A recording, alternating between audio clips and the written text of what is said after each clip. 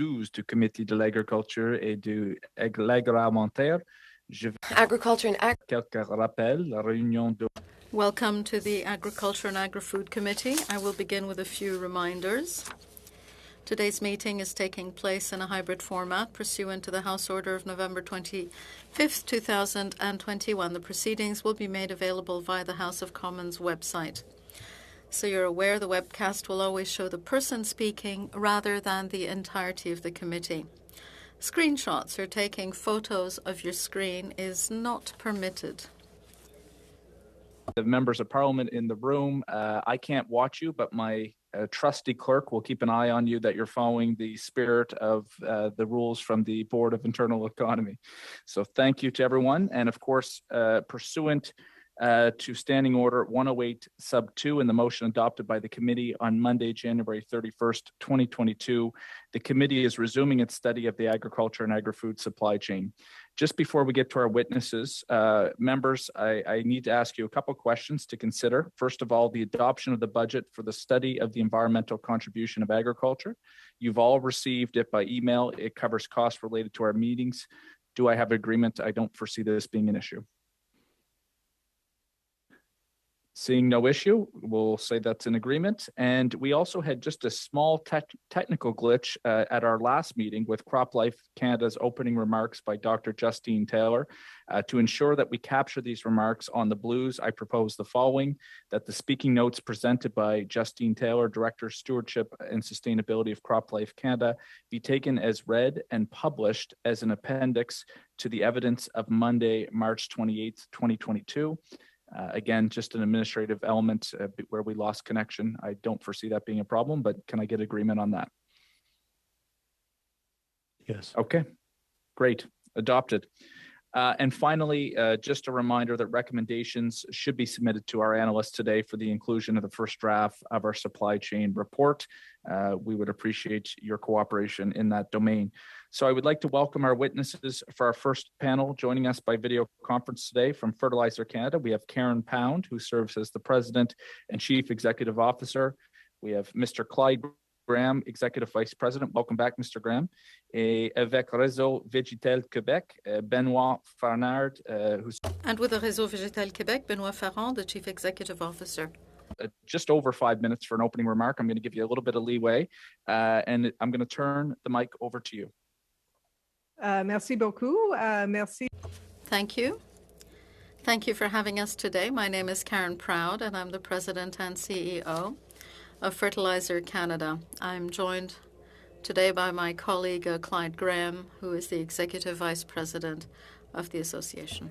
A strong, diverse agricultural sector, and the foundation of this sector is fertilizer. Fertilizer is an economic driver, contributing $23.6 billion annually and employing over 76,000 workers throughout the supply chain. We export to over 75 countries, contributing to agricultural industries around the globe. We help feed the world. Without fertilizer, global food production would be cut in half. L'industrie de fertilisants au Canada est très... Canada has a vibrant fertilizer industry, which is critically dependent on a safe, secure, and reliable supply chain that gets our product to both domestic and international customers. There are two primary nutrients produced in Canada, predominantly in the West: potash and nitrogen. 95% of Canadian potash is transported internationally through ports, generally in British Columbia. And over 40% of nitrogen fertilizers manufactured in Canada are exported to the U.S. Phosphorus is not manufactured in Canada, but is imported from the U.S. and other jurisdictions, including Morocco. Owing to the large amount of tonnage being moved and concerns about safety, the fertilizer industry is very much reliant on railways to move goods. In fact, fertilizer is one of the largest commodities transported by rail in Canada. For Canadian industry, the past 2 years have been characterized by frequent supply chain disruptions, including the COVID-19 pandemic, extreme weather, as well as blockades and labor disruptions leading to work stoppages. Fertilizer Canada and our members have serious concerns with these supply chain disruptions and the impact it has on our international reputation as a reliable trading partner and on Canadian farmers. This spring, there have been serious issues impacting our industry. The first disruption was the Canadian Pacific work stoppage. For farmers, purchasing and applying fertilizer is a highly time-sensitive process. During critical application in the spring and fall, periods that largely determine the course of a farmer's harvest, any delay or disruption to the supply chain can prevent farmers from accessing the essential products they need to grow food for Canada and the world. Farmers already face challenges during these seasons and due to variable weather and logistical concerns. Impeding farmers' ability to access fertilizer inputs due to supply chain disruptions will have long-term consequences in terms of costs to farmers and harm domestic and international food security. The railway work stoppage was only 2 days. Our member companies felt the impact for several days prior, and after there were several days prior, and were actually days away from curtailing production at their manufacturing mining facilities before the strike was declared over. The impact of a work stoppage is felt long after it is resolved, and it takes time for the railways to ramp up back to full service, and shippers are facing significant backlogs. This is the third work stoppage our members have dealt with since 2019.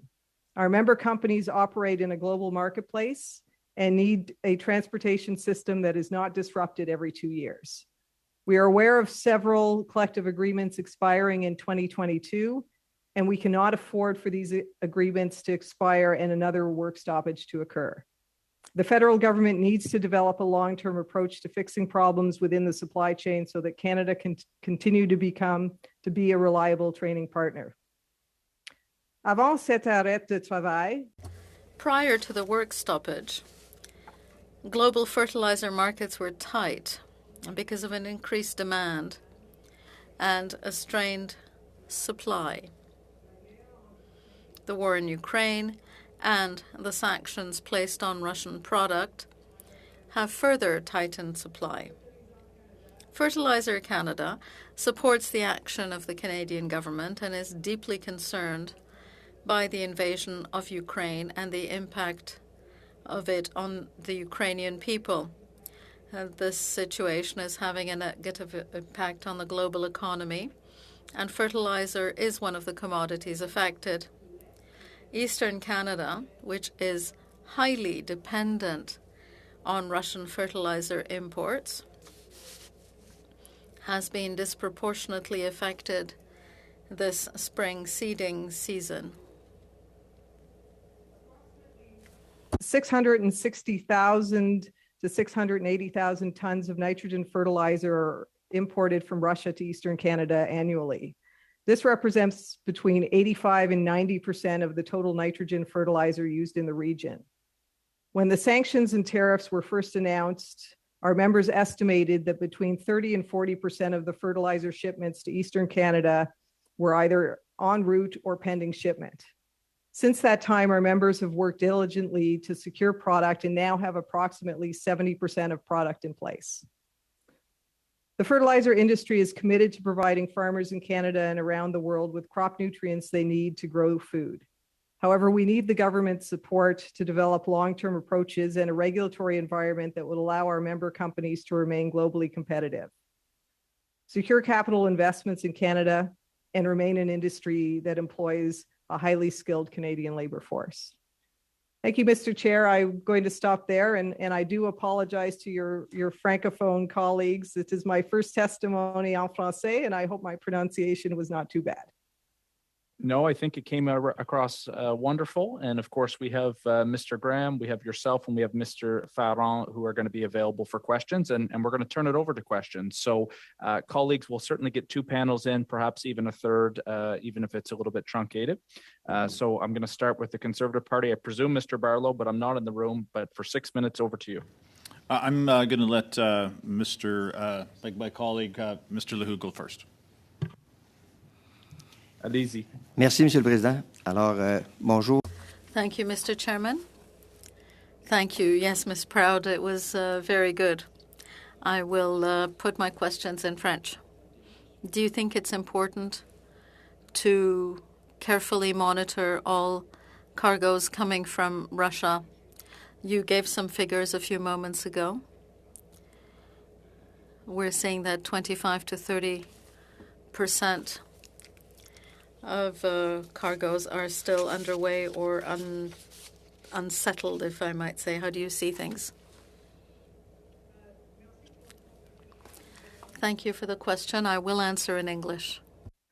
Yeah, so I think it's, our members, since the sanctions came into place and the fact that we didn't have all of the fertilizer secured in Canada at the time, have really been scrambling to find supply in order to make sure that the farmers have access to what they need. As I said in my opening statements, this is the most important time for Canadian farmers to have access to fertilizers they need. And our eastern provinces were certainly most affected by the war in Ukraine. We have been working closely with the government, feeding information about the supply and our concerns around supply. As I said, our members are working very hard to secure supply, some of which has been able to come in. That Russian product has been able to come in, but some of our members have also had to look at other sources of supply, both domestically and internationally. Merci, Madame Proud. Thank you, Ms. Proud. I might add supplement the 35% tariff. What impact might that have on the 25 to 30% of fertilizer that has yet to reach Canada? This represents additional costs, and some have said to the amount of 50 million. Are you hoping for assistance from the Government of Canada to provide support? Because these costs are going to be much higher than fertilizer costs were last year. It'll be an extra $50 to $51 million. The costs are going to be passed down to producers and distributors. What solution do you think would work? So we have been talking very closely to the federal government about the various sanctions, including the tariffs. What we've asked is that whatever the government does, they do so in a fair and transparent way and ensure that they continue to have a level playing field with not only our members, but for farmers as well. We want to continue those conversations with the federal government. Obviously, a 35% tariff has an impact on the final prices of fertilizer. We also know that following the start of the war in Ukraine, fertilizer prices globally increased significantly because of such a high importance of the Russian fertilizer industry that was now sort of out of the global supply. So as I said, we're working very closely with government. We do feel that the government should look into what it can do to ensure that that costs are managed and that there's a fair approach to all players along the supply chain. Merci, Madame Proud. Est-ce que vous avez chez Fertig? Thank you, Ms. Proud. Do you have a long-term plan at Fertilizer Canada, a long-term plan for fertilizer in Canada, particularly in the western regions? Looking at their long-term plans. I mean, they develop their production plans based on a long-term vision of the needs and of Canadian fertilizer. We can't just adjust our plans and our facilities overnight to meet specific demands or to address issues in the marketplace that tend to fluctuate up and down. Obviously, this is a huge impact, the war in Ukraine, and we still don't know what the long-term effect will be, but we know our members, where they can, have made commitments to increase supply in order for Canada to be able to meet some of that international demand and for countries to be able to depend on Canada. Merci. Est-ce qu'à ce moment-là, lorsqu'il y a... Thank you. When there will be a more complete plan, could you please share it with the committee? And another question on what you have just said. I would think that, well, the impact on transportation, what kind of recommendations would you have for the government to improve transportation both from west to east and from east to west? Yeah, so that's a really important question. As I mentioned, 75% of all fertilizer is moved by rail, and I think each time there is a disruption, we call on immediate action from the government, and thankfully this last one, while lasting only 2 days, it did have a significant impact. We have asked that the government develop a long-term approach. There have been discussions about whether that means rail designated as an essential service. That's something that's certainly an option to discuss. I don't know whether that's palatable. Merci, Madame. Thank you, Ms. Proud. Thank you, Mr. Chairman. Maintenant, nous avons Monsieur Durand. Mr. Durand, 6 minutes. Monsieur le Président. Thank you, Mr. Chairman. And thank you to the witnesses before us and to Ms. Proud. Your French is great. Do continue the good work. Prior to February 24th, obviously we know that the war in Ukraine has caused some shortages, but the availability of fertilizer in general was already somewhat scarce, and that was obviously reflected in the price. Can you explain what sort of is happening in the market prior to, I know you've touched on the CP, you've touched on Ukraine, but prior to, even in December, January, we could see prices going up. What were your members saying about the availability of fertilizer in general? Yeah, so I'm going to ask my colleague, Clyde, who has more knowledge than I on sort of the supply and demand and the history there. And I think it's important to put in context. So maybe Clyde, if you want to jump in, I think that would be helpful. Sure. Thanks, Karen.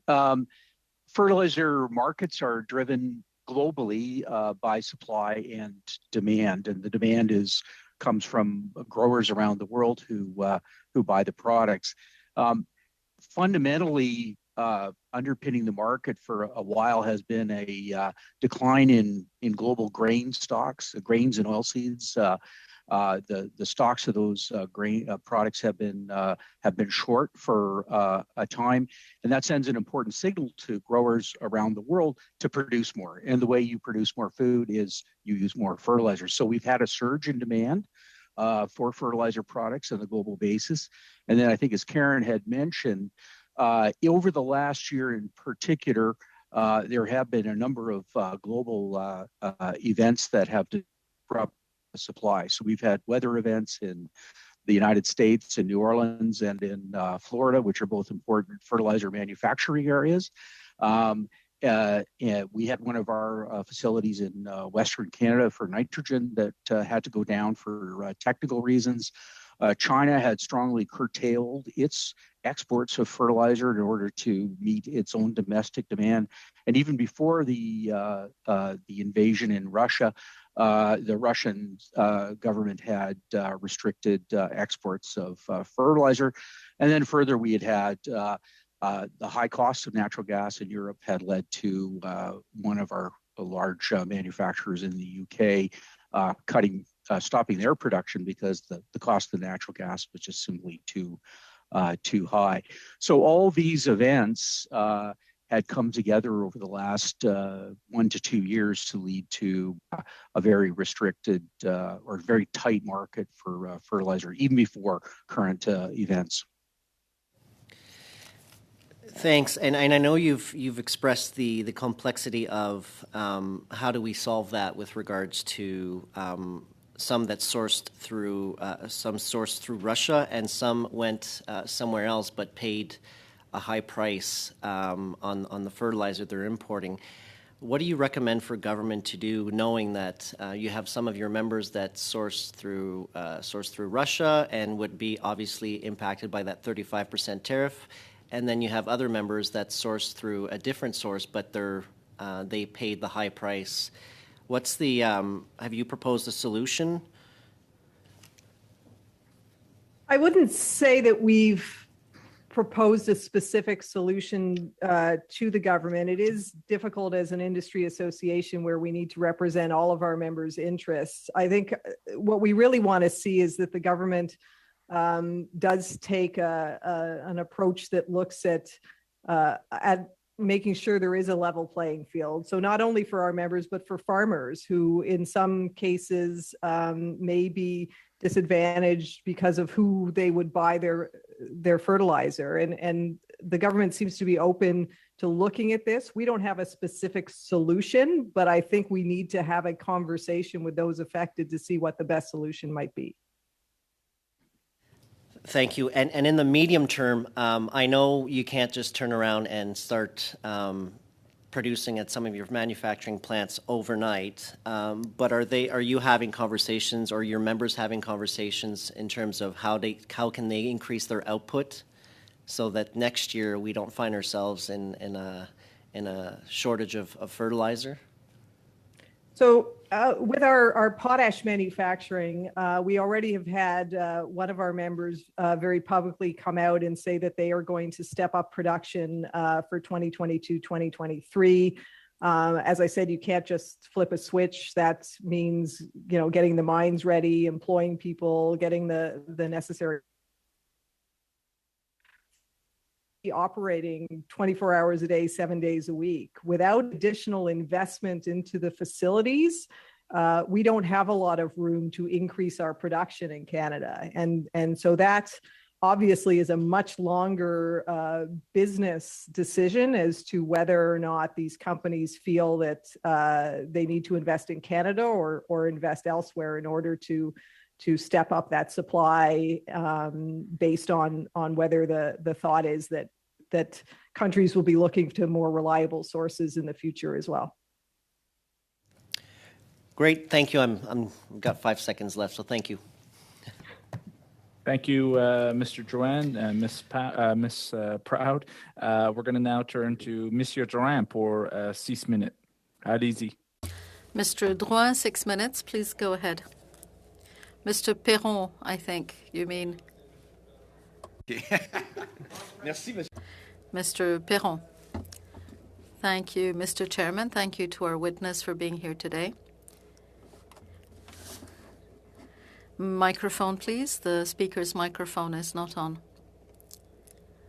I would like to hear more about the circumstances on the ground in your organization. Microphone, please.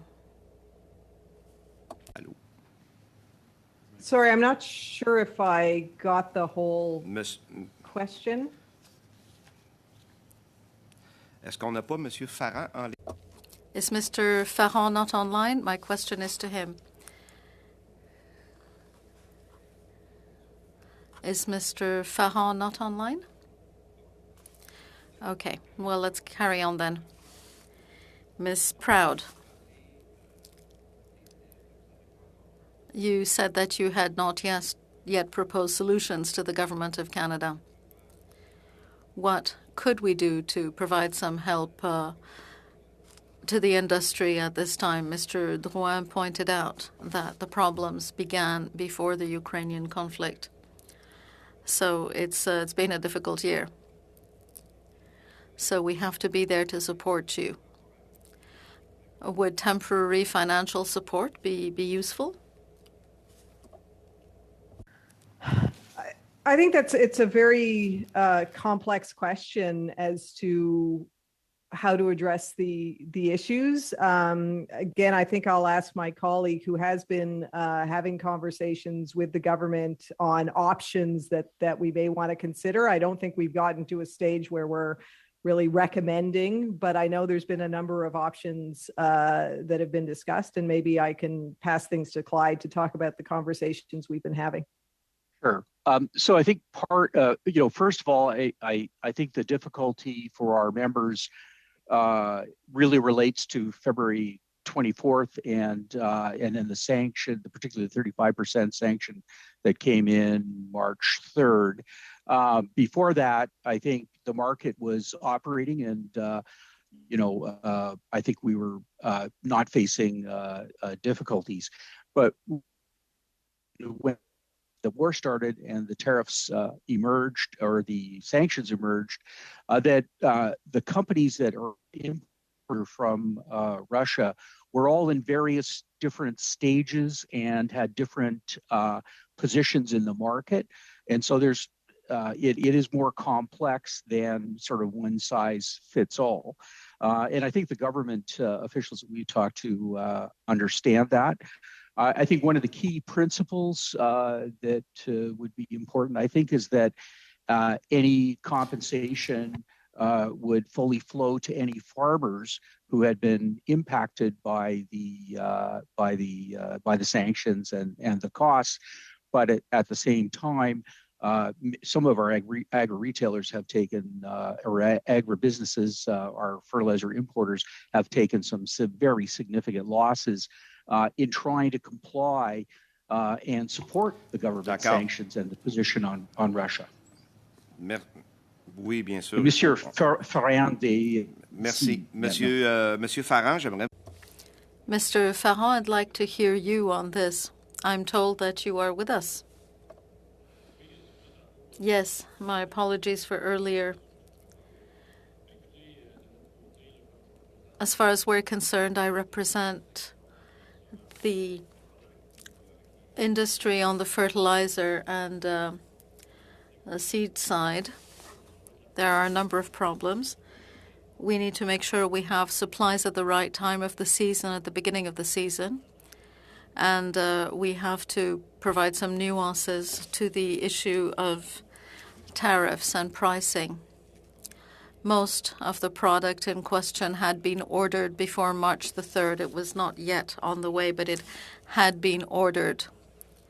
So that is something that needs to be taken into account.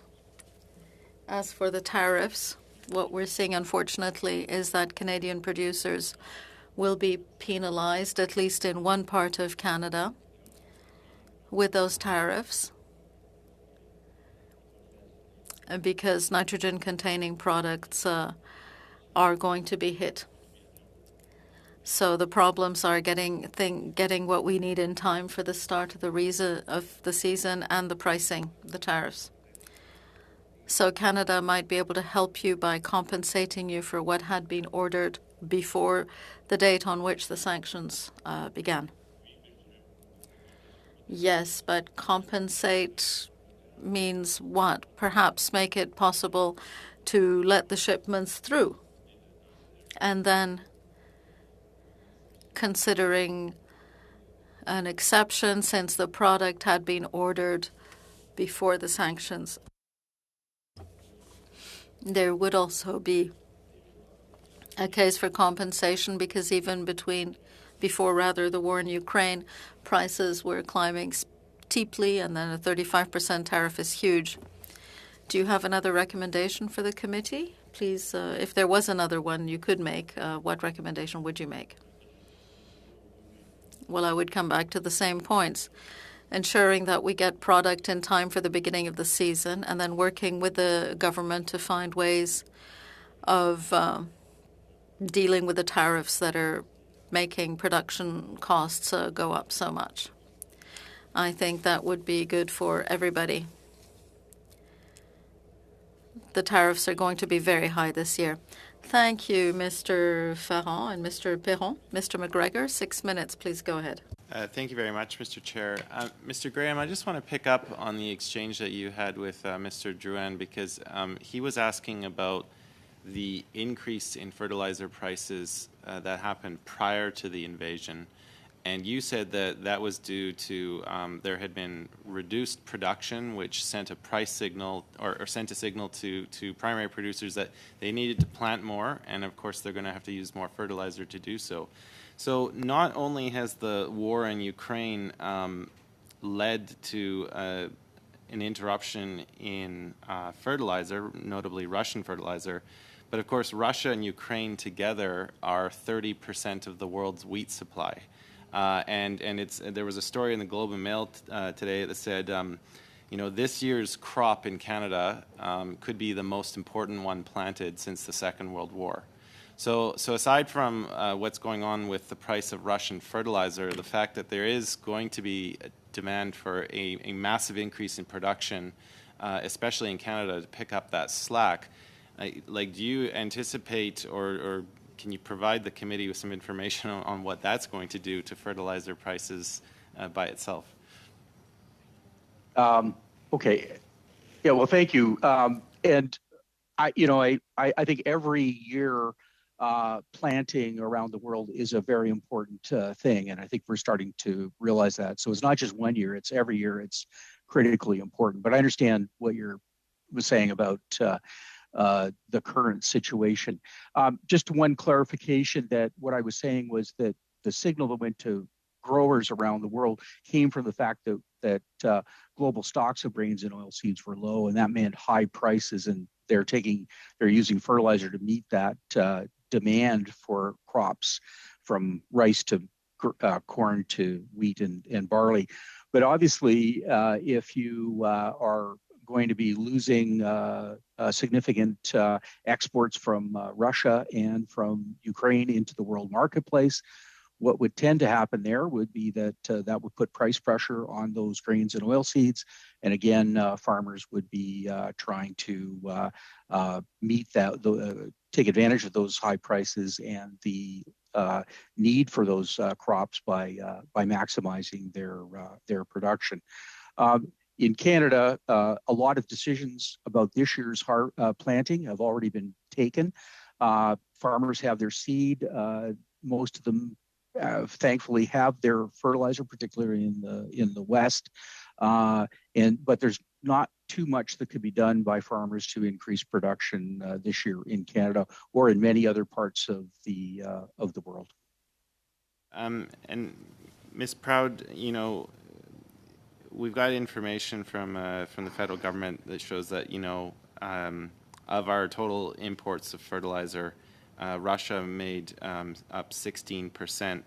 So when you look at the other two major sources, the United States and the Netherlands, and I understand our own domestic production is not going to be able to ramp up immediately, but in comparison and in anticipation of trying to get more Canadian supply and employ more people and really give our economy here locally a shot in the arm, how do our production costs in Canada compare with the United States and with the Netherlands? That's a very good question, to which I don't have a particularly informed answer. I don't know, Clyde, if you're aware of the comparison of our production costs between the U.S. and certainly with Netherlands. And I'm not so sure about the Netherlands being a major exporter of fertilizer. We would probably get more from places like Morocco and the Middle East and things like that. I think we could try and get you some cost comparisons. I think one thing that has been a damper on investment, particularly in nitrogen fertilizer in Canada, has been the cost of carbon. The carbon pricing and its outlook, because when you're making planning investments, you're talking decades of life of a nitrogen fertilizer plant, and so perhaps that has been one of the reasons that we haven't had new plants built in Canada for many decades. I just want to get one more question in. Sorry to interrupt. Sure. Yeah. So Russia annexed Crimea back in 2014. There has been a low-level war going on in the Donbass region of the Ukraine for several years. And of course, there were rumblings leading up to the current conflict for many months. Did any of your members anticipate that this was going to happen? I mean, I think the tea leaves were showing that a conflict was about to erupt. And further to a previous question, like how do we develop a long-term strategy knowing that conflict in this region and that sanctions on Russia are probably going to remain in place for quite some time? Mm-hmm. Well, I think we absolutely need to be a reliable source of fertilizer in Canada. I would say our members and frankly most folks around the world didn't anticipate the sort of war that we've now seen with Russia invading Ukraine the way they did, and the contracts that they would have entered into with the Russian suppliers were many, many months before this conflict even happened. And so they weren't able to really anticipate at the time. And when the time happened, there wasn't sufficient time to make alternate plans or change or change course. But I think the big thing that our members and others are looking for, and countries around the world, is where is the supply going to come from, and who can be that reliable supply? And I would argue Canada can be that reliable supply. We just need investment. Thank you, Ms. Proud. Thank you, Ms. Proud. Thank you, Mr. McGregor. We're going to go to our second round now. Mr. Barlow, for 5 minutes, please. Thanks, Mr. Chair. And obviously, a lot of questions arising out of the situation in Ukraine and Russia. And I'm just wondering if I can try and get a bit more clarification on where we stand on that. Ms. Proud, have you received any more clarity from the government in terms of the application of the tariffs and specifically the fertilizer that was prepaid and en route before March 2nd? So we are still seeking some clarifications from the government. We understand that there is a process that our members can go through in order to potentially get Russian shipments of product into the country. So those sanctions on ships actually docking in the country. We don't have complete clarity as to what that process is and how one goes to apply for it. We understand that there are some guidance materials being produced, and we're still waiting to see that. So I think while the government has been helpful in parts, there's still a lot of detail that we're looking for, specifically if we have sort of longer term needs and it's not one ship here or one ship there. We are waiting for that information. So are you, on that same vein then, so will fertilizer that is in transit from Russia and Belarus, will it be allowed to be offloaded in Canada, or is it going to have to be moved to or a ship of a different flag? Do you know? So some of that fertilizer did arrive in Canada and was offloaded, and that was sort of that period of what was in transit versus what may have been purchased, but not yet. No order. Ms. Proud, we're getting a lot of feedback from your mic. Perhaps I'll just suspend for a sec, and we can see if we can get that figured out. Do you want to just try again? Sure.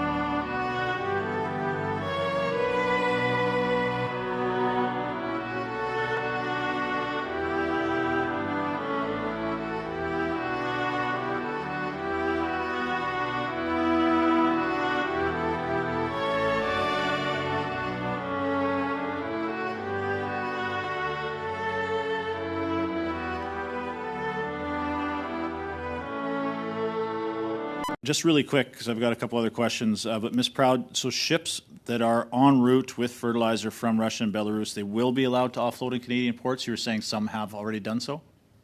So ships that were en route before Russians. the sanctions. Oh. I'm sorry, Ms. Proud. We're having issues. Mr. Barlow, you'll have to direct your questions through Mr. Graham. I apologize, Ms. Proud, but I'll let you continue on. Okay, well, maybe then, Mr. Graham, I understand that other countries such as the United States and Brazil are going to exempt fertilizer imports from tariffs. And you were talking about, and Ms. Proud was talking about having a level playing field in Canada with our producers, but what would be the implication of a level playing field in our competitiveness internationally if we are imposing the tariffs and other countries are not?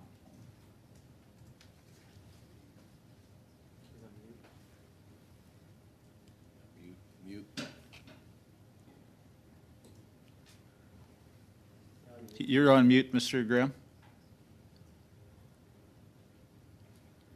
Yeah, I mean, obviously, if there was a 35% tariff that applied to Russian fertilizer, any imports coming to Canada, the farmers would be paying, or if through the supply chain, however it was impacted, would mean that there'd be a 35% increase in, or a higher price in Canada than in other areas.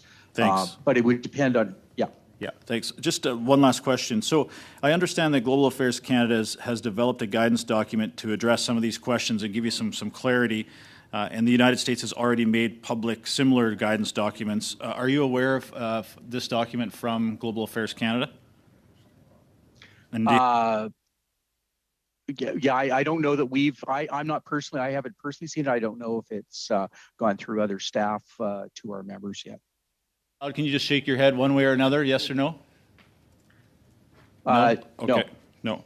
So knowing that, Mr. Chair, just as my time runs out here, I would like to table a motion at committee that we request from Global Affairs Canada any guidance documents surrounding the application of the sanctions being applied to fertilizer inputs imported to Canada be tabled with the committee and published on the website. And I can send an email to the committee with the wording on that, but I'm happy to read it again if so desired. I think it was relatively clear. I'm sitting in Nova Scotia. I could understand, but I'll take some deference from the room, from the clerk, in terms of whether or not members need that to be discussed. My understanding, I believe, Madam Clerk, and jump in if I'm wrong here procedurally, that this would be something we have to deal with. I would prefer for us to be able to get through the questions and perhaps make sure that is disseminated, if that's okay with Mr. Barlow, just to proceed forward. But I see Mr. Turnbull's hand. Yeah, thanks, Mr. Chair. Wondered if we could have the motion circulated. I just prefer to see it in writing, obviously in both official languages. I always like to be able to read something like this just before I can feel confident in supporting it. And thank you for that. I appreciate it. Mr. Barlow, I'm not sitting right beside you, but I think you're quite reasonable, and I want to make sure while we have our witnesses here and we want to get through the next round of questioning, given the fact we were a bit delayed from the House, are you okay making sure that's distributed, and we'll make sure that we deal with it before we adjourn here today? Yeah, the email has been sent out to all the members, and I am fine if we vote on it at the end of this meeting today. Okay. Thank you very much. I'm going to move forward. Then I have Ms. Valdez for 5 minutes, and then we're going to get Mr. Perron and Mr. McGregor, and we're going to wrap up. So over to you, Ms. Valdez. Thank you, Chair, and thank you to the witnesses who are here today. So in previous committee meetings, we discussed the devastating climate impacts on agriculture and ultimately on supply chains. And Mr. Graham, you mentioned it as well. So with Fertilizer Canada, you recently shared the announcement of a renewed agriculture partnership to provide Ontario growers with sustainable solutions. So if you can share with us how this announcement will assist Ontario agriculture moving forward, and I'm just curious about that.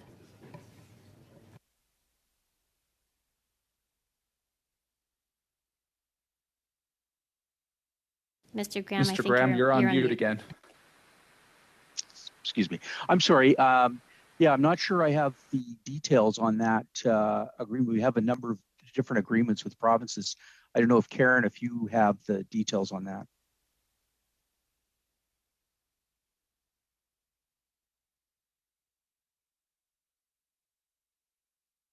Ms. Proud, I apologize. We're not getting any sound from you at all. Sure. I know this has been difficult, so perhaps, Ms. Valdez, you can ask for that to be tabled.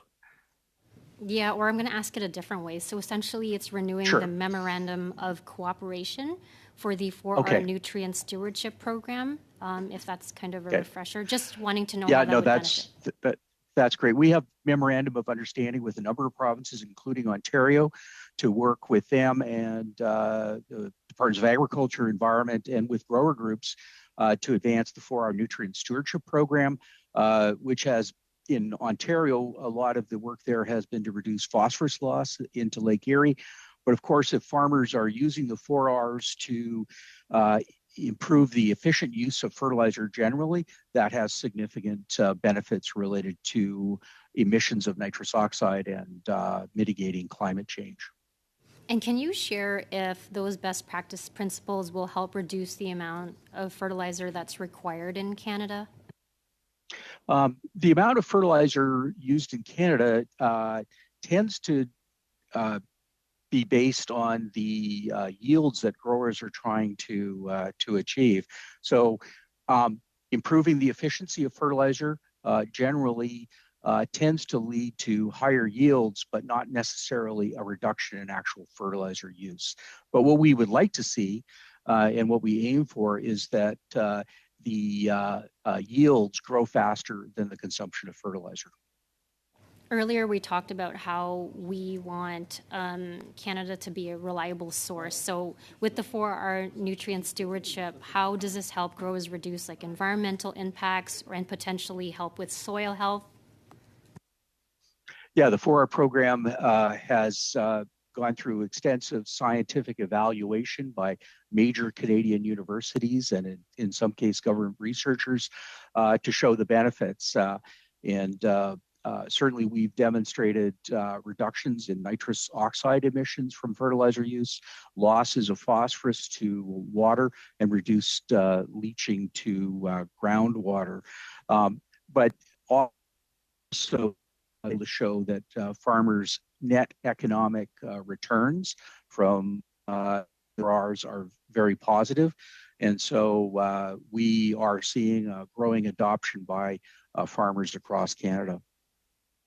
Thank you. Thank you, Mr. Graham. And Mr. Ferrand, if you wanted to comment as well.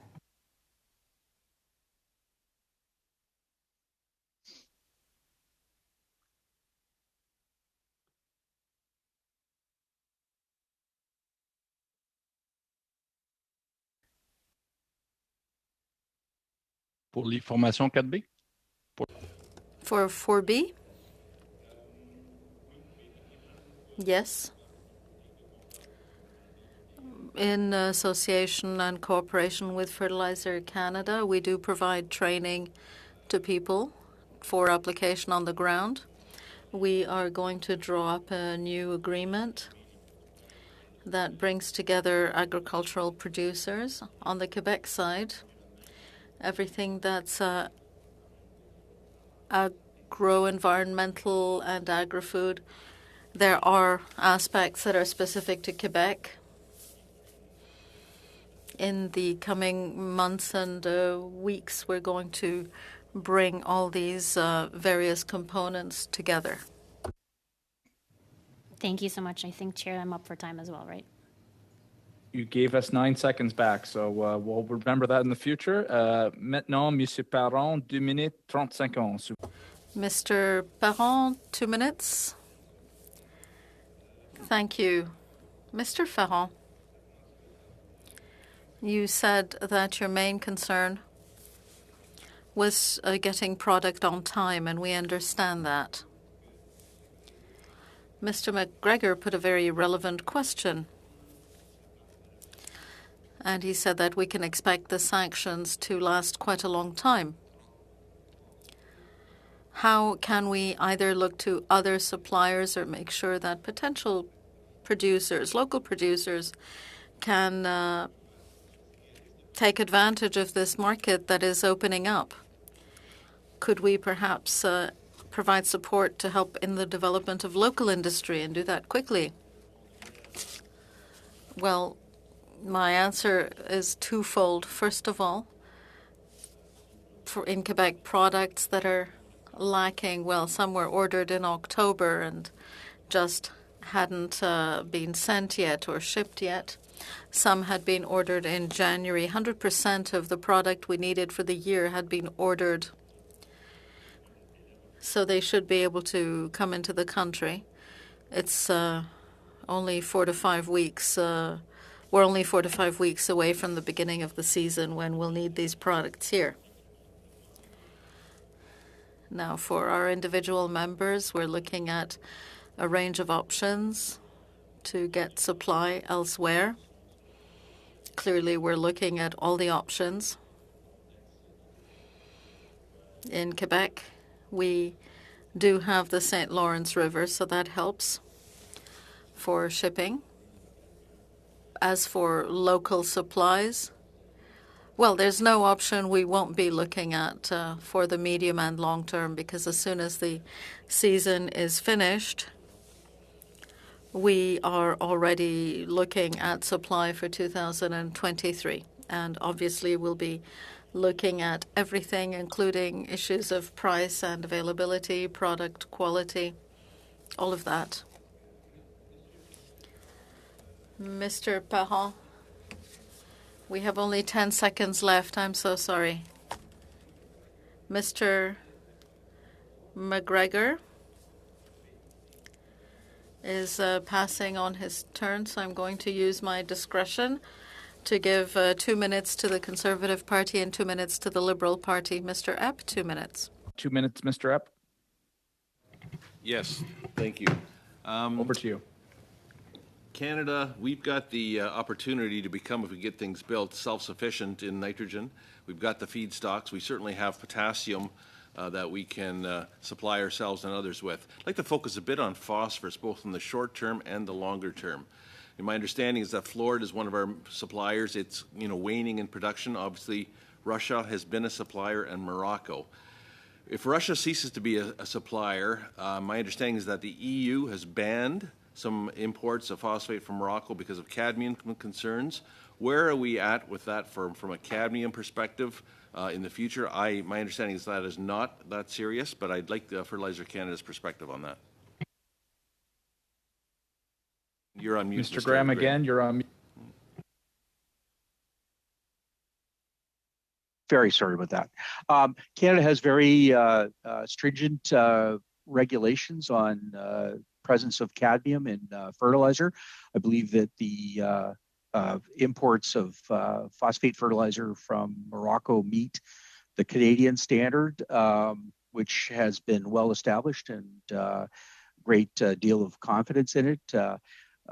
It's the EU has a different kind of a standard.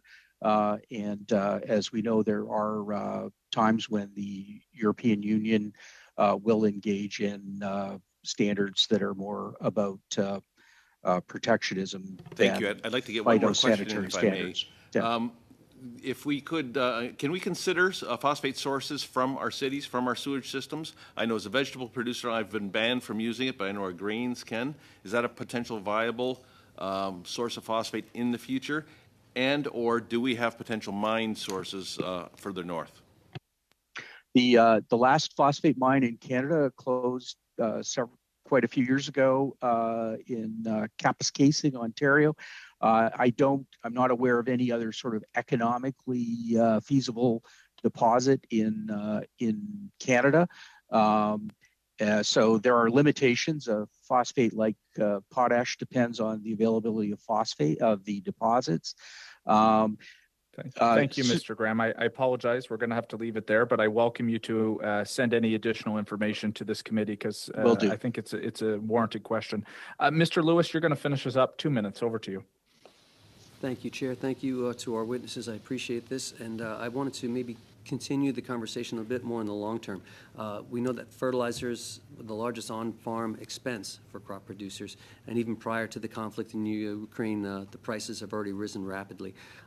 Canada's fertilizer industry is one of the most efficient in the world, so I'm interested in learning about the sustainable methods of improving the industry's environmental impacts, ways of using less fertilizer that won't cut into productivity, because we've already heard it, our farmers want to do their part by acting on climate change and reducing emissions.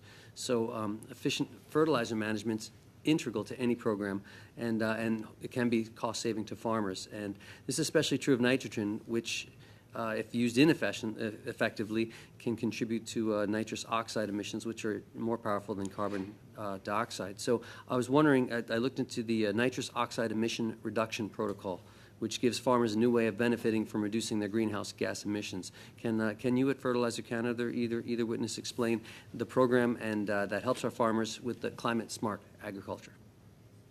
Sure. And I would note that the committee could reference the recent discussion paper from Agriculture and Agri-Food Canada on its emission reduction plan for fertilizer. You will note that I think in the plan there are 26 different references to 4R nutrient stewardship, and so we greatly appreciate the confidence that the Department of Agriculture has placed in that program, and we're anticipating a spirit of cooperation with the department that'll be very important. Under 4R nutrient stewardship, farmers are encouraged to use the right source of fertilizer at the right rate, the right time, the right place. When they're doing this with reduction of nitrous oxide in mind, we've seen scientific data show a 15 to 25% reduction in N2O emissions per unit of crop produced. And I think with some of the enhanced efficiency products, that can even be higher than that. But also, we are always looking to help growers get the maximum value they can from every dollar they spend in fertilizer, and that's a key component of the 4R nutrient stewardship program. Thank you, Mr. Graham. Thank you, Mr. Lewis. Et merci pour tout. And thank you to all our witnesses this afternoon for being here with us. Thank you for your testimony on what is a really important subject, and we certainly value your contributions. So, colleagues, we'll bid adieu to our first panel of witnesses. Thank you again. Please don't go far. We're going to just be a minute or two, and we will transition into the second panel. So just stay with us, and we'll get going. Thank you.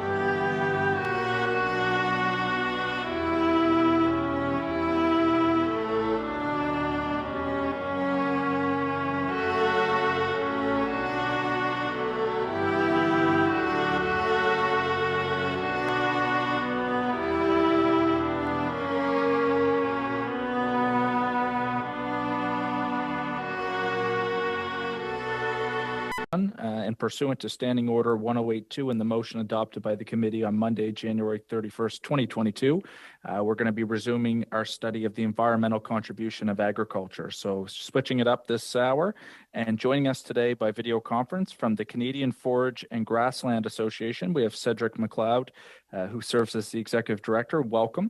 From the Canadian Roundtable for Sustainable Beef, Andrea Strove-Sawa, I hope I'm saying that right, who serves as a Council Director. And we also have Christine Tapley, who's also a Council Director, and Monica Hatteritz, I hope I'm getting that right as well, who serves as the Executive Director. From Ducks Unlimited Canada, we have Paul Thorogood, National Manager of Agriculture and Sustainability, and James W. Brennan, Jim Brennan, who is the National Director of Industry and Government Relations. Good to see you again, Mr. Brennan, and welcome to the committee. We're going to have 5 minutes from each organization for opening remarks, so then we're going to get right on to questions. So I'm going to start with Mr. McLeod. You have 5 minutes. The floor is yours. Thanks so much, Mr. Chair, and it's a pleasure to be here. Thanks for the invite, and really glad to be witnessing with some esteemed colleagues here today. So looking forward to a good discussion around this topic. So just to level set a little bit, and around the Canadian forage sector, and we're just about 70 million acres coast to coast. So it is the largest land use type in Canadian agriculture. So it's important to note that, and it impacts a lot of the other witnesses on the panel this afternoon. So the challenge, though, that we see before us, a few numbers pulled from the census data here. Back in 2011, we had roughly just over 36 million acres of what we call native rangeland that have been around for some thousands of years. And when we moved to 5 years later, 2016, we're looking at just over 35. So it's about a loss of 1 million acres of native rangeland. So I'll discuss a little bit later why that's so important. Similar to the tame forage sector, between 2011 and 2016, we saw just under a loss of 4 million acres of forages across Canada. So that trend, unfortunately, has continued, I think. And so if we look into the latest census data, you're going to see that continued decline in the number of forage acres across the country. So to compared to other annual type crops in the country, the forage sector is generally the crops produced are fed here in Canada. So it is part of the circular economy, and so we're moving our nutrients back in through our livestock systems and back out onto the landscape. So it creates a resilient system that needs to be protected. Now, the forage sector in Canada is actually thousands of tons of dry hay products around the world, into countries like the United States, Korea, Japan, China, and numerous destinations throughout the Middle East. So an important contributor there to economic development, or the economic total GDP of the country. So as we move into the environmental impacts, I'm going to reference and I will share this document as evidence for the committee. 2012, we had a study commission that looked at the total economic value of the Canadian forage sector and also its environmental contribution. So just a few numbers to note out of that report. These are coming out of Alberta and Saskatchewan, respectively, but the total ecological goods and services value of the forage sector in Alberta was estimated to just under 400 million to somewhere in the 1.3 billion range. And yes, that is a big range because markets fluctuate, and this study is due for a refresh. In Saskatchewan, the same value, about 890 million to 1.9 billion. So significant contributions from EG&S.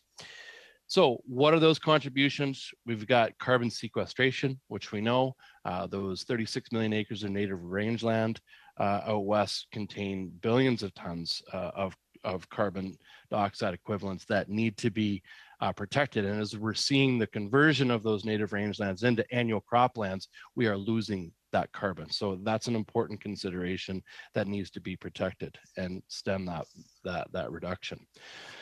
Also, the provision of biodiversity and habitat features. One of the most rich habitat features in Canadian agriculture with respect to species at risk and species in general are Canadian grasslands. So as we lose those grassland acres, so too we lose those habitats, and that creates additional pressure on our species at risk. Water quality, water that moves across it that is not absorbed within agricultural soils typically finds itself into a forage of some sort. So we are offering significant water quality protection and those barriers, natural filtration to our water systems, rivers and riparian zones, as well as wetlands. I'm going to close out here. I guess the larger conversation these days on soil health, forages, both annuals and perennials, are driving a lot of those contributions. So when it comes to climate resilience, the forage sector is the foundation for supporting that soil health.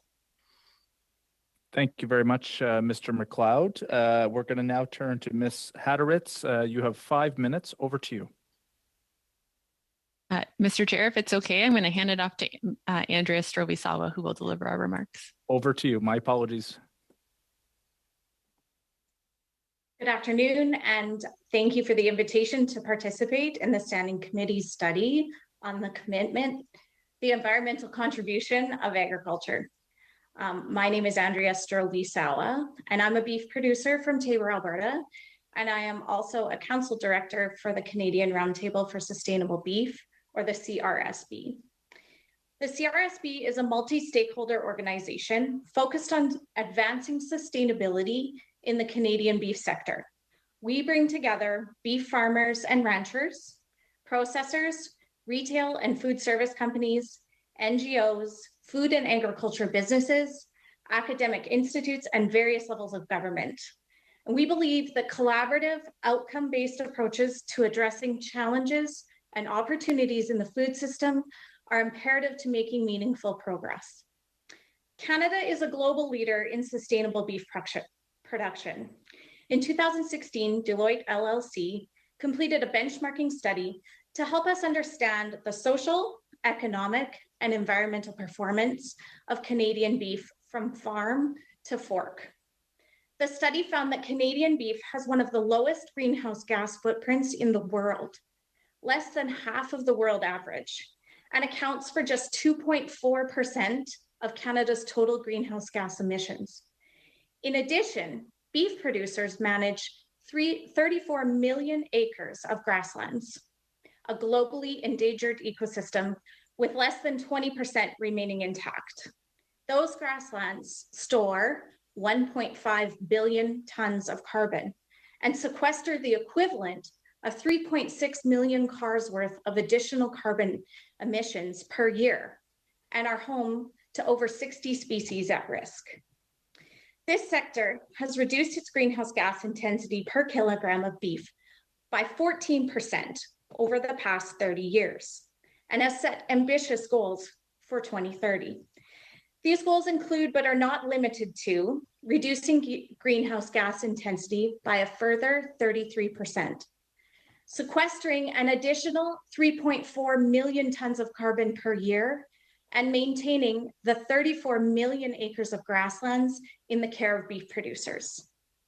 A recent scientific study led by Nature United assessed natural climate solutions and showed that avoided grassland conversion represents one of the largest climate change mitigation opportunities in Canada. We also need to collectively invest in long-term research and enable innovations that help the sector reduce its greenhouse gas footprint.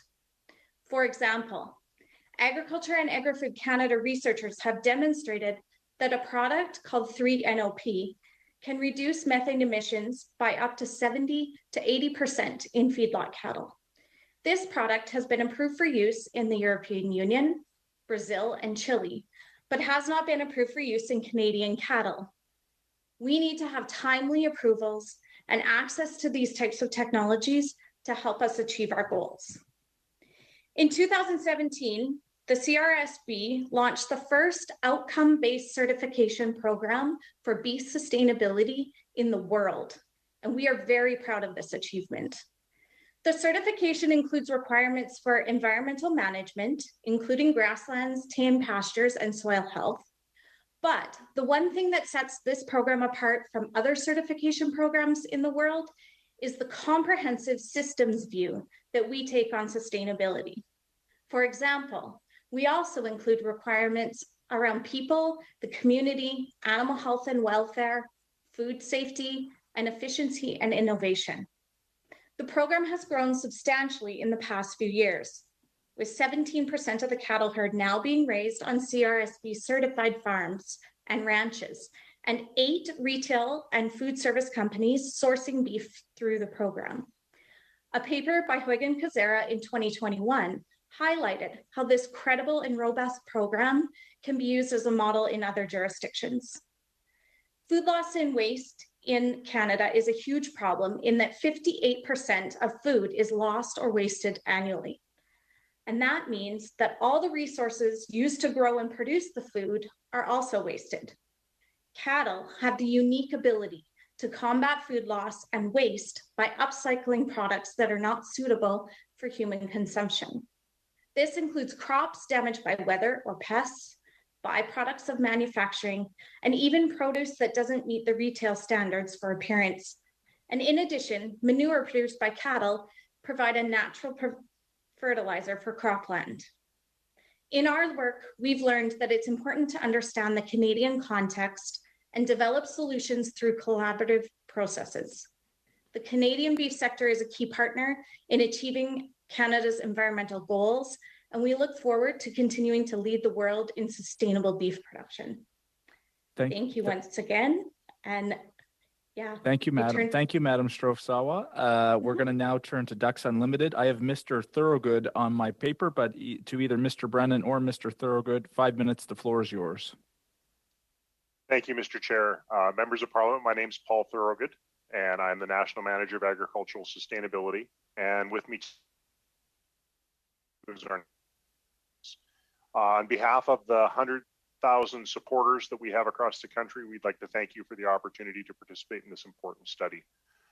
As you're aware, we have worked in partnership with various sectors across the country, including agriculture, to improve the ecological health of Canada's working landscapes since our founding more than 8 decades ago.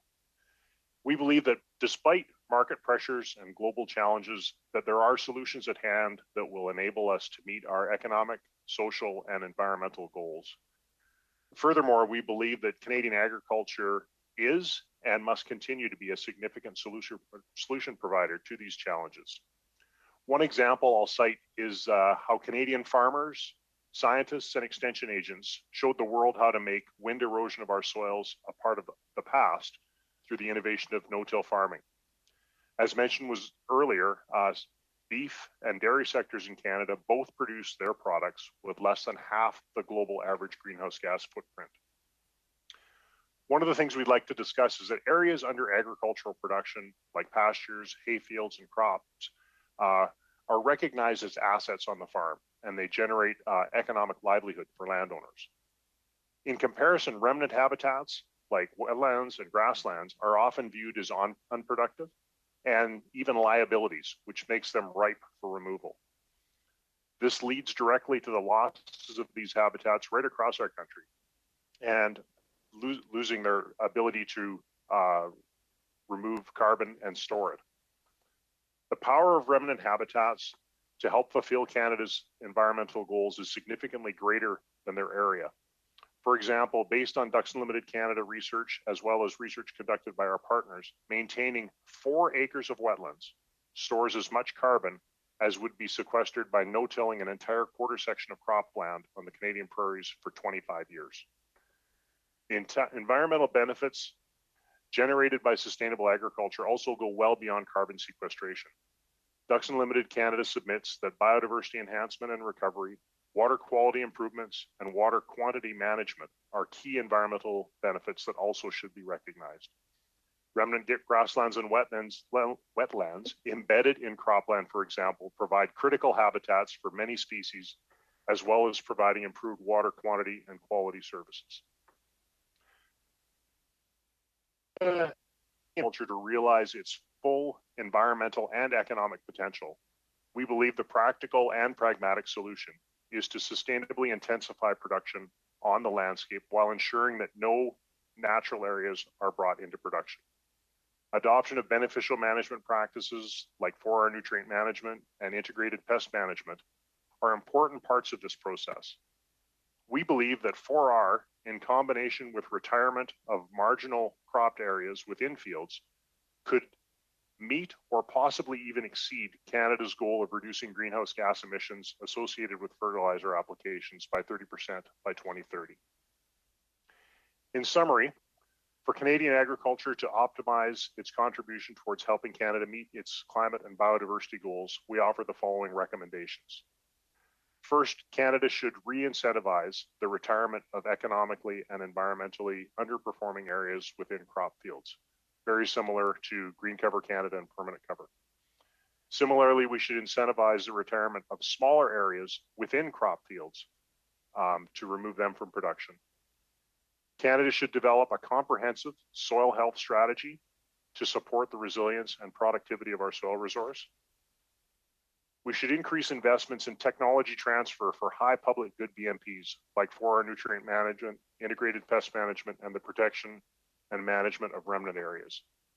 We should increase investments in geospatial and other scientific data to support the monetization of ecological goods and services provided by good land stewardship.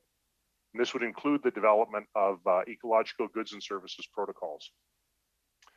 We would recommend accelerating the completion of Canada-wide inventories for things like grasslands and wetlands, which will support sustainable agriculture.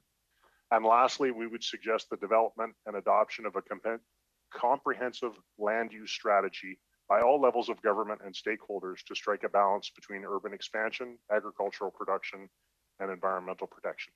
Thank you, and I look forward to answering your questions. Thank you very much, Mr. Roger. I'm going to turn to question period, but just before I do, I have not forgot about Mr. Barlow's motion that was brought forward. I'm going to start with the first round of questions, 6 minutes each. Mr. Drouin, I know you're in the room along with Mr. Parent, Mr. McGregor, and Mr. Barlow. I expect that you guys can have a conversation and can liaison with me so I know how much time we're going to have to leave at the end here. But we're going to start with Mr. Falk for 6 minutes, so over to you.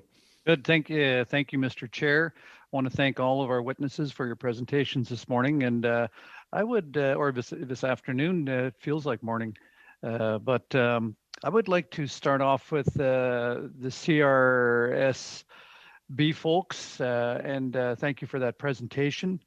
You talked about, in your presentation, the amount of producers that are signing up or qualifying to be part of a certification program that you've got going. And could you talk a little bit more about what needs to be done to increase participation in your certification program?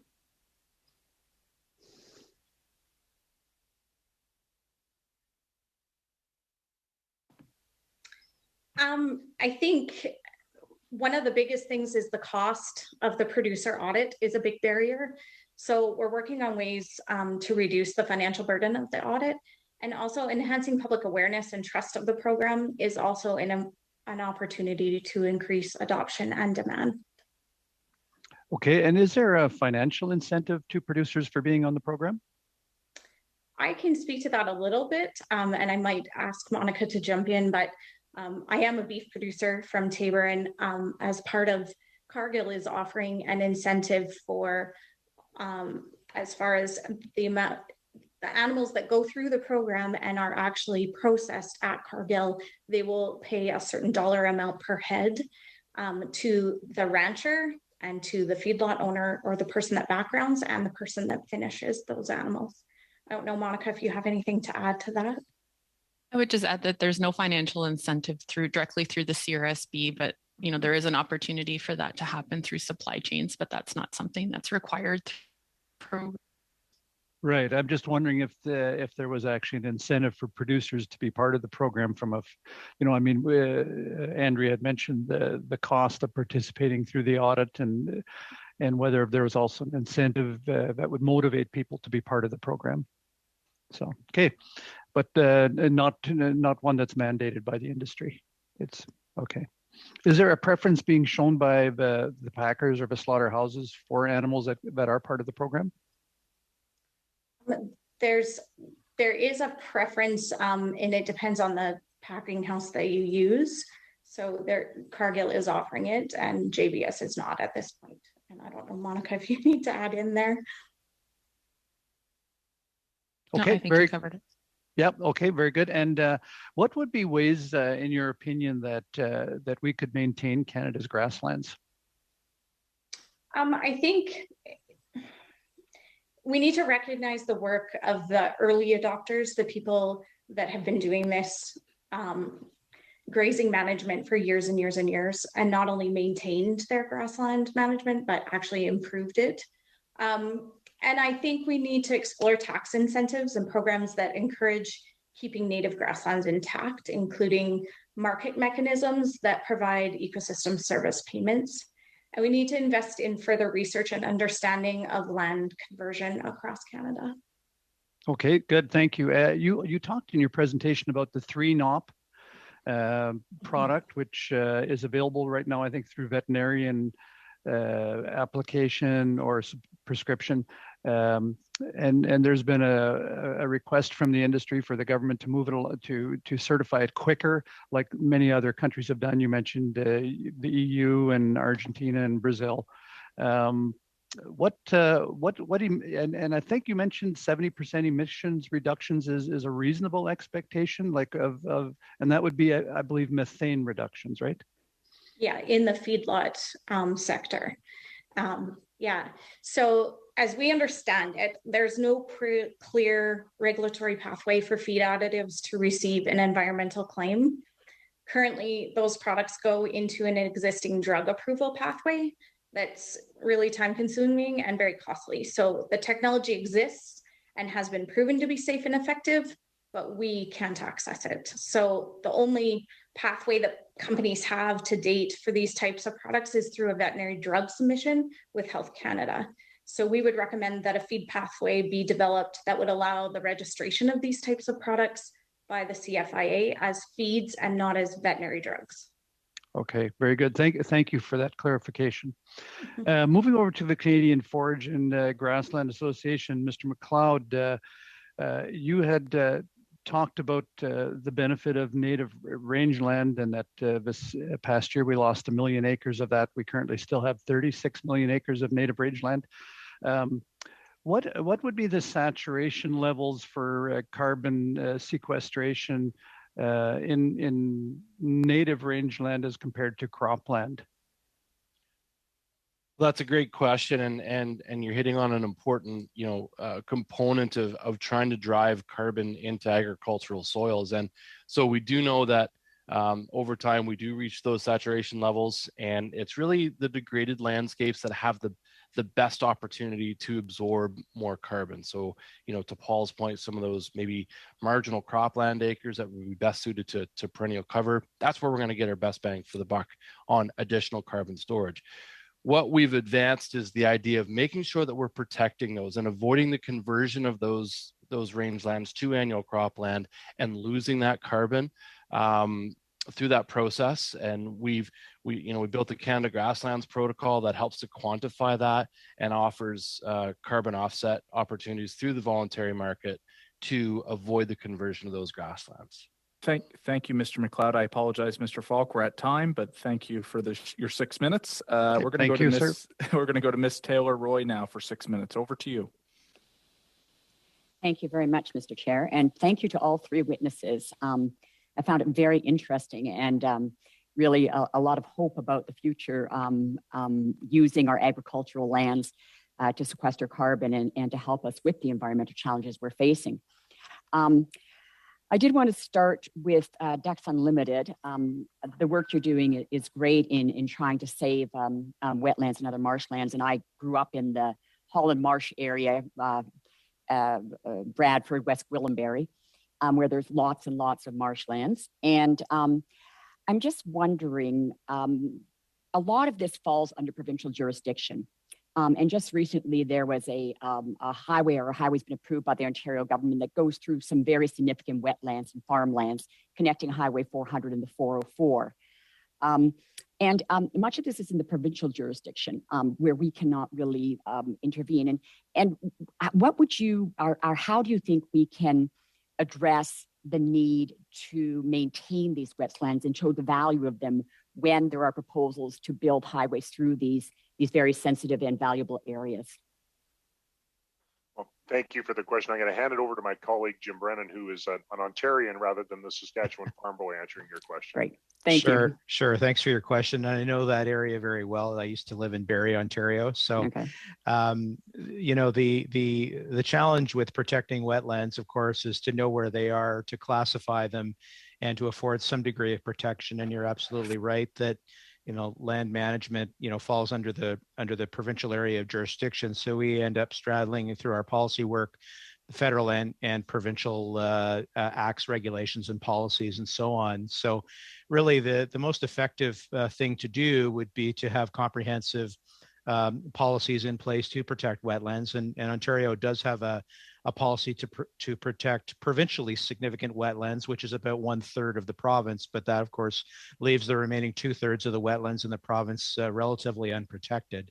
So there are some further sort of precedents or approach to avoid, minimize, and mitigate impacts. So when you do undertake linear construction type activities like road building and so on, you know, we recommend, as do most conservation organizations, when habitat loss takes place, that efforts be made to either minimize the impact, avoid, or mitigate. So, and mitigate, there are some very robust policies at hand in certain provinces in Canada. The Atlantic provinces have good policies in place, as does the province of Alberta. But certainly, you know, putting in place policies to address those losses and to replace lost wetland area and function would be the most effective way to do that.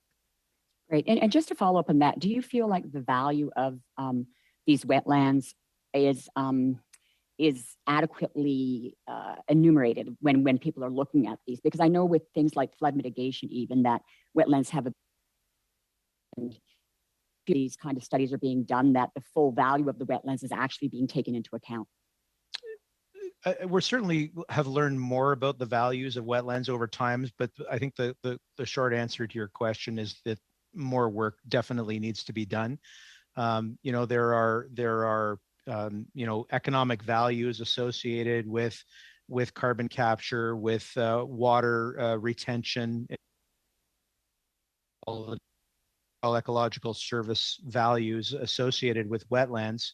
And certainly, you know, efforts are being made now through the Statistics Canada Census of the Environment and through various accounting, international accounting activities underway to try to measure and quantify the value of our natural assets, including wetlands, that are going to be really important to help us manage them now and into the future.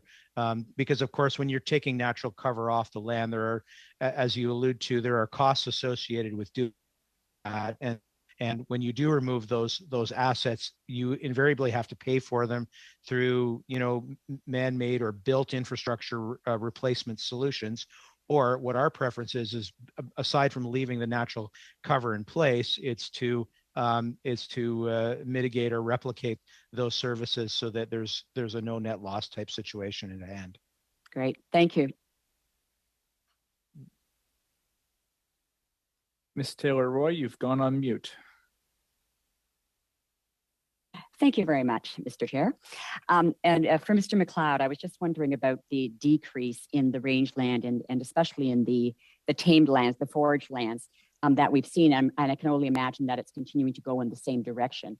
I was wondering whether you feel there is a way to try and more greatly monetize the beneficial impacts of those lands on our environment in order to try and retain more of them. Do you think I know it's being done to some extent, but do you feel there's more potential for that? And how would you suggest that is done? Yeah, absolutely. Thanks for the question. I think the first opportunity is to get recognition of that carbon value and the increased carbon value. And through that, I think we would we would suggest that moving the Canada Grasslands Protocol, which is now approved under the Climate Action Reserve in the US, allowing for access to voluntary carbon markets, be firmly embedded in Canada's regulated carbon offset system to allow that carbon stored both currently and into the future to be valued, ideally at that $170 per ton range. That would offer a significant incentive to keep those grasslands intact. And I think the second piece of that would be a full recognition of all the EG&S values maintained by those grasslands, which my other colleagues have already suggested is vitally important. Thank you, Mr. McLeod. Thank you, Ms. Taylor-Roy. We're at 6 minutes. Maintenant, Monsieur Parent, pour 6 minutes. Mr. Parent, 6 minutes. Thank you, Mr. Chairman. I'd like to continue on the same issue. If we find a way of assessing environmental performance, we have witnesses talking about methods that allow us to do that, and that we would recompense producers who preserve pasture land. Do you think we could put an end to the disappearance of pastures?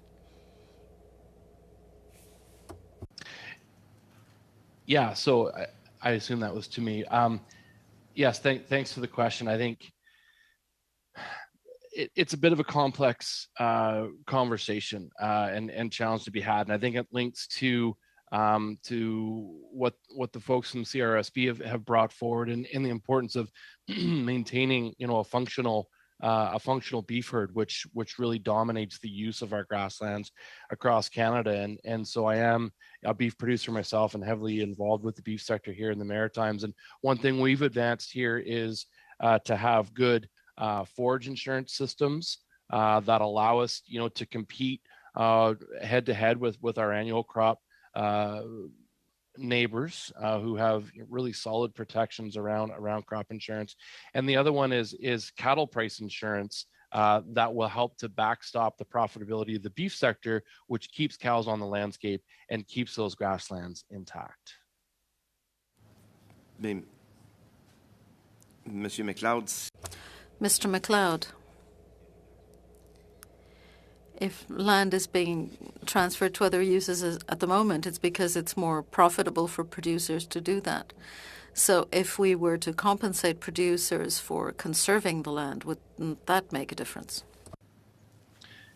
Yeah, absolutely. And I think that idea has been raised, in a number of the presentations. And so recognizing, the significant value that those grasslands bring to the table for all Canadians needs to be firmly embedded in policy. And so you're correct. It's the profitability index on canola or wheat or corn, soybeans versus maintaining grasslands. There is a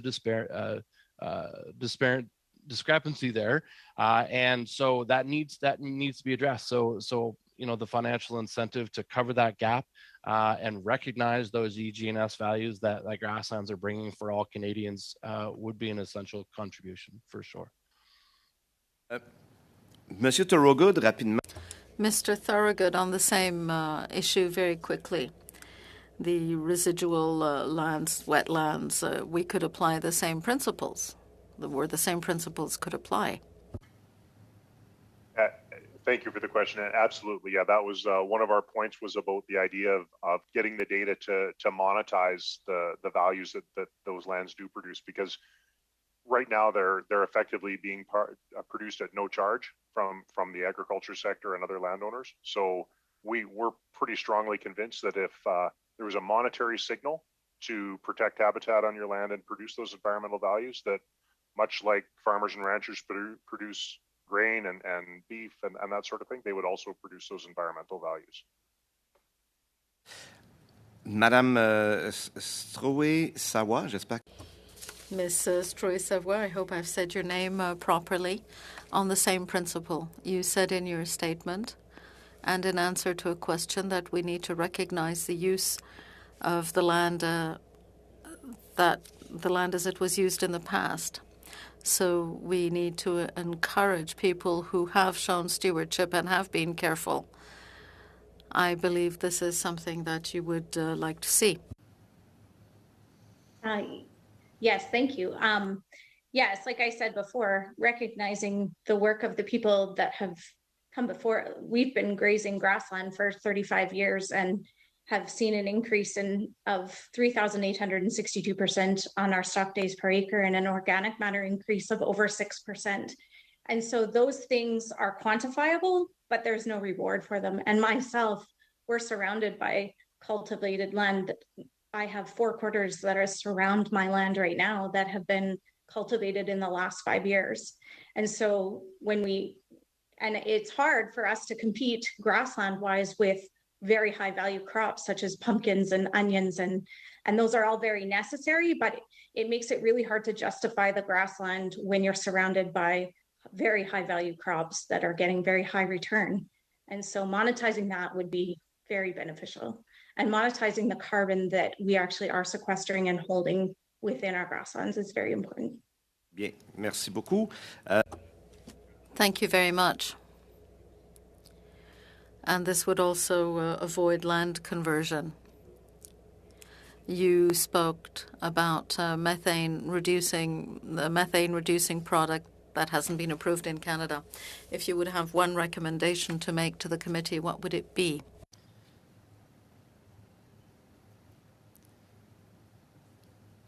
Yeah, just to kind of clear the regulatory pathway for feed additives to receive an environmental claim, and kind of easy, because it goes into a drug approval pathway that's very time consuming and costly. So if we could kind of streamline that and make it go into the feed additive pathway, it would be highly beneficial, and it would allow the registration of these types of products by the CFIA as feeds and not as veterinary drugs. Merci beaucoup. Thank you. Merci beaucoup, Monsieur Perron. Thank you, Mr. Perron. I added 16 seconds because of the difficulty you had at the last round.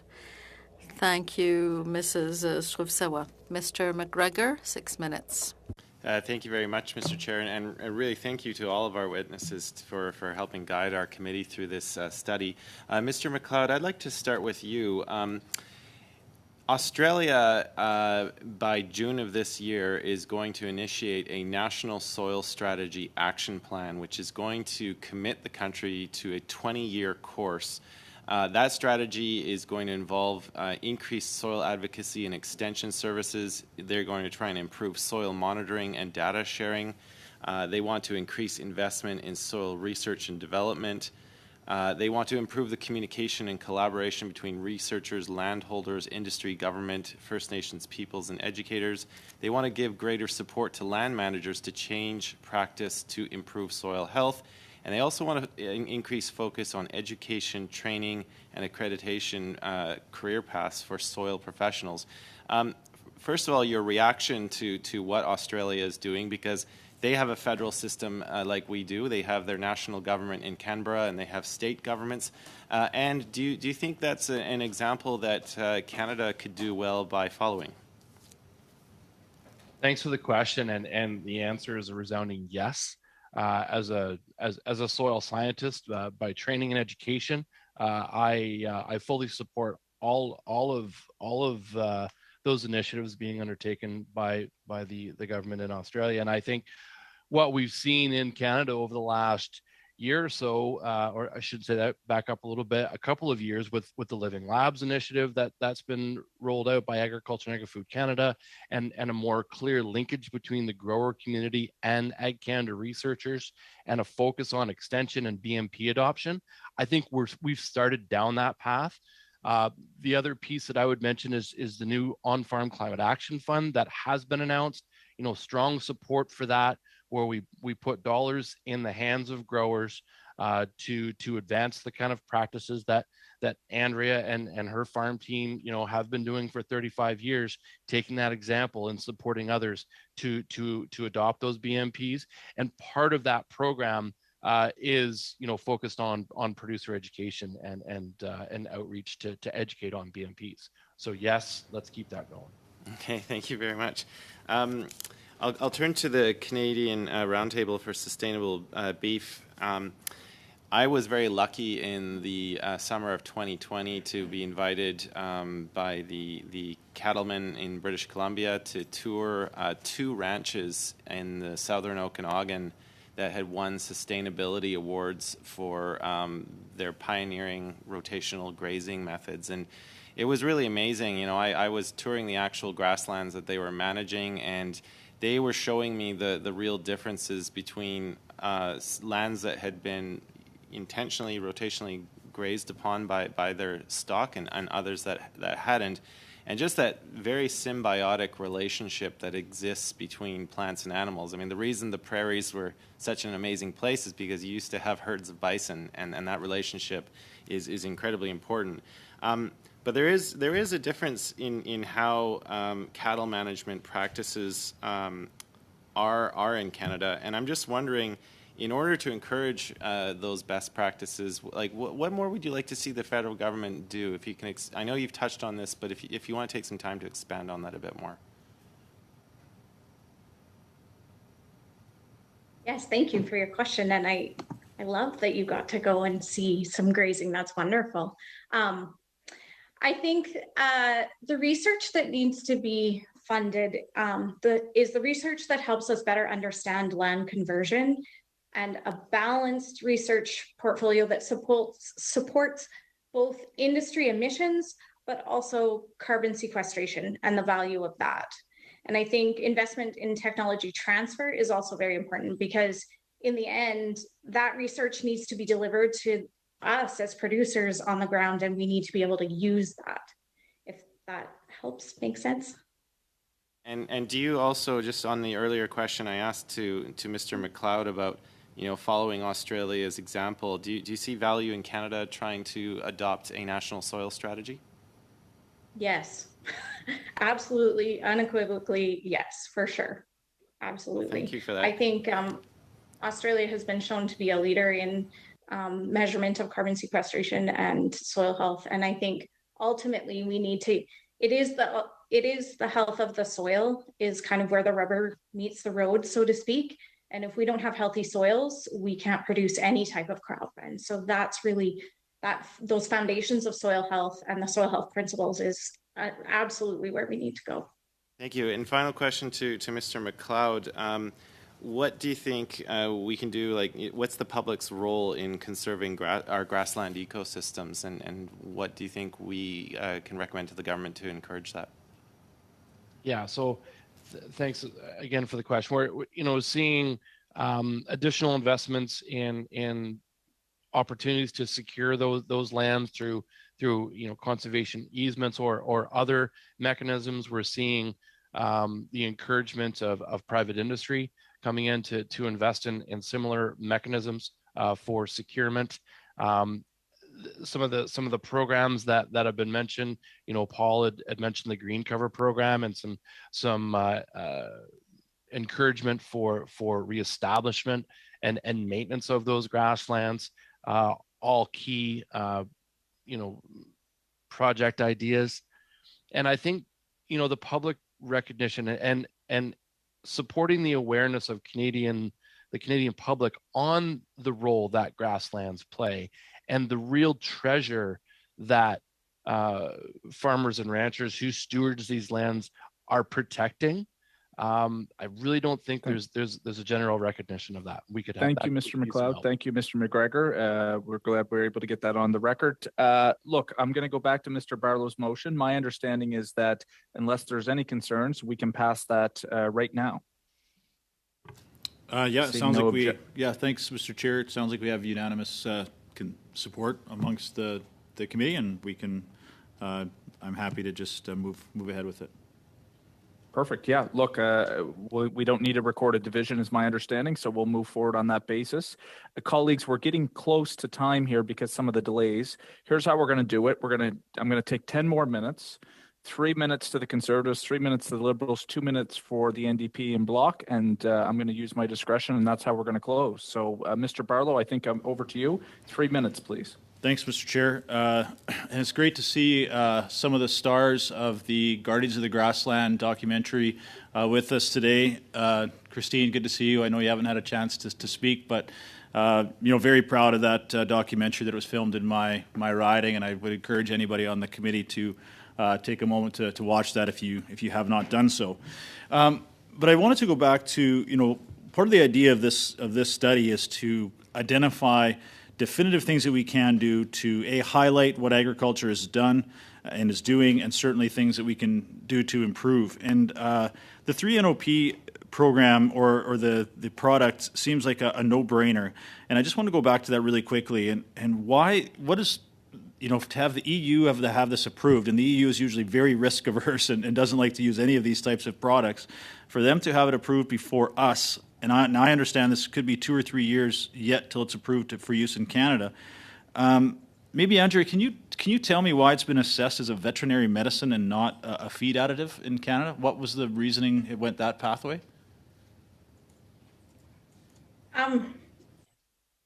Maybe. I think that is the way, as far as I understand, when we add anything as an additive to feed, it's considered a drug, as far as I understand it. I don't know if Monica, do you know anything more than I do? I can just add quickly that it is currently the only pathway that companies have to date for these types of products is through a veterinary drug submission with Health Canada. So there is no other pathway that exists right now within our system in Canada. And so what we're recommending is that a feed pathway be developed that would allow for the registration of these types of products. So 3NOP is one that we're flagging right now, but there are other products that will be coming down the pipeline as well. And so that feed pathway through CFIA would be a really great opportunity to get those products registered in a more timely manner. Thanks, Monica. I know that there was a pretty intense study done on this product specifically at a Nanton feedlot, about 15,000 head, if I remember. Is it possible to put this in perspective? When we're talking about 80% in reduction in methane up to, what would be if we think of 2 more years of not having approval of this product, what does that mean in terms of methane that's been out into the atmosphere that would have been maybe not been a problem? Do you have the data that goes along with that 80%? Like, what does that mean in terms of either tonnage of methane or do you have that data? I'm going to defer to Monica on this one because she knows more data than I do. I don't have the data at my hands, but I'm certainly it's something that we can run the scenarios and circle back for sure. Thanks. We just Thank you, Mr. Barlow. Something definitive that we can put our heads around. Thanks. No, I would be interested in that as well, Ms. Hatterit. So thank you, Mr. Barlow. Thank you to our witnesses. Mr. Turnbull, 3 minutes. Over to you. Thanks, Mr. Chair, and thanks to all the witnesses for being here today. Really engaging discussion. I want to go back to the topic of ecosystem goods and services. Wondering, Mr. Thorogood, maybe we can start with you on this. What would you envision as the approach that we need to take to build a comprehensive approach to ecosystem goods and services? Yeah, good question. Thank you for that. I think an important first step is quantifying what goods and services are associated with which land uses and land management systems and that sort of thing, so that we can build a playing field that purchasers that need to buy credits for an environmental good or service can feel confident in, but also that landowners can feel confident when they sell that good or service that they are providing exactly what they said they did. So I think step one, data, and then step two, and I think an important role for government is to build those protocols and approve those protocols so that that industry and landowners can engage with confidence. Thank you for that. And Mr. McLeod, would you agree with what Mr. Thorogood just said? Oh yeah, no, absolutely. And that's part of the work that we've done over the last, say, 5 years at CFGA. We started with carbon and we're doing a bit of work in the biodiversity and the habitat side, more around education. But we see that all the time is the data gap is what really thwarts us from moving some of these protocols forward very quickly. Thank you. And Miss Andrea Strovi Sava, I butchered your name, no pun intended. It's all good. It's all good. Yeah, I would absolutely agree. And I think the biggest thing for us, like from a producer's perspective, and maybe with a little bit of my CRSB hat on, is you can't control what you can't measure. And so being able to quantify all these things and then measure them and then know the improvement is key. So yeah, I absolutely agree. Thank you. I believe that's my time, Mr. Chair. Well, you actually have 40 seconds if you want to keep going. Okay, maybe one more question for Ms. Strovisawa. You mentioned in your opening remarks having a comprehensive systems view around sustainability. Could you speak to that a little bit more and just maybe unpack that? Yeah, I think the biggest thing that I think even personally is there's no one silver bullet that's going to answer the sustainability within the beef sector. Every single one of us is so complex and so diverse that just because X works for me, it may not work for someone else. And so when we can look at it from a whole systems approach, we look at every single management tool and making sure that we're always looking at the outcome, not necessarily about the how, but what is the outcome? Because what I do on my farm could be very different than what my neighbor does on his farm right across the street or her farm. Thank you very much. Thank you. We'll have to leave it at that. Thank you, Mr. Turnbull. I might have set us up for that failure, but no, we're glad we got that in on the record. Monsieur Perron, 2 minutes, s'il vous plaît. Oui, merci. Mr. Perron, 2 minutes. Thank you, Ms. Strovisawa. I very much liked your last comment about what may work for you may not work for someone else. So you're saying that a support program for good environmental measures should be as decentralized as possible, and the amounts should perhaps be available to producers, and it would be the producers to decide when to use them. Is that what you would have in mind? I think it needs to not be tied to one specific thing or one specific practice, so to speak. It needs to be tied to outcomes and things that you're actually going to see on the land. I don't know if Monica needs to jump in here, but yeah, just needs to be tied to not one specific practice, as farmers are so diverse, and even our land base across the gravel road could be very different. Désolé de vous interrompre, on n'a vraiment pas. I'm sorry to interrupt, but we have so little time. Would measures to interrupt or reduce transportation of livestock be helpful? For example, permitting slaughtering in the regions. Yesterday, a representative from Quebec processors was saying it would be good to have an incinerator on the ground to dispose of waste rather than having to transport it. Would measures like that be helpful?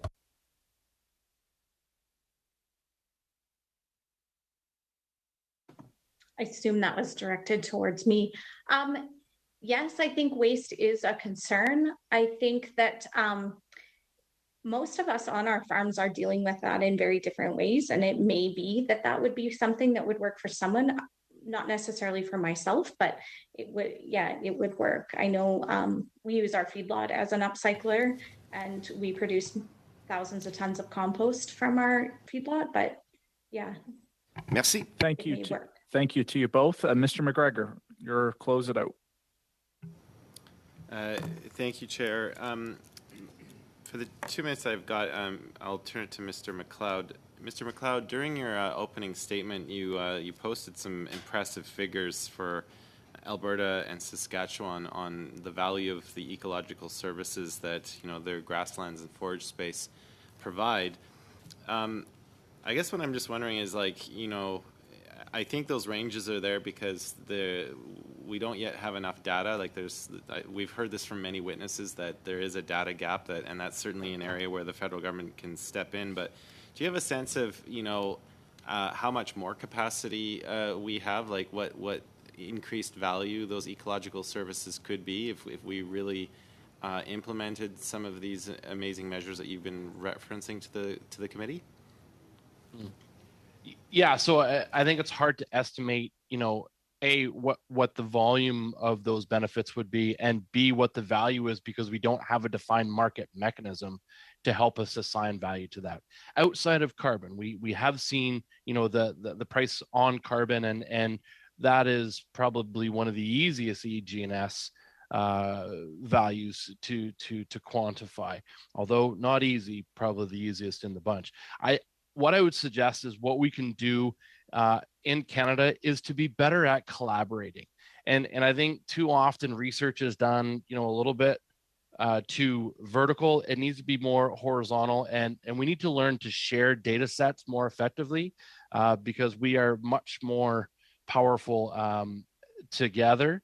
And just having bits and pieces of the story kind of sitting next to one another don't help us to shape that market mechanism that we need to truly maximize the value of EG&S. Thank you very much. Thank you, Mr. McGregor. On behalf of all the members of the committee, I'd like to thank our witnesses for your testimony. I can say it was truly fascinating, and we really appreciate your information and your guidance here today. Colleagues, we're going to wrap up there. Remember to get your recommendations in vis-a-vis the supply chain to the analysts tonight, please. And just one quick note, without being too much of nagging you, is during the votes, because we have the ability to vote virtually, if you are so inclined, we would always welcome the fact that if you could vote from the committee room, that means we can get moving quicker. So I'll leave that for your discretion in the days ahead, if possible, to help us. So with that, enjoy your weekend, enjoy the rest of your week, and thank you to all. Thank you.